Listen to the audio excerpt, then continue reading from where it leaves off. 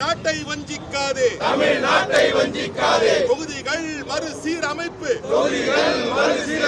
என்கிற விஷத்தின் மீது மகளிர் இடஒதுக்கீடு என்கிற இனிப்பை தடவி பஞ்சம் செய்திடும் பிஜேபியே கண்டிக்கின்றோம் கண்டிக்கின்றோம் கண்டிக்கின்றோம் கண்டிக்கின்றோம். நாட்டை வஞ்சிக்காதே, நிறைவேற்றாதே நிறைவேற்றாதே மக்கள் தொகை அடிப்படையில் அரசியல் அமைப்பு சட்டத்தை பாதுகாக்க உறுதியேற்போம்.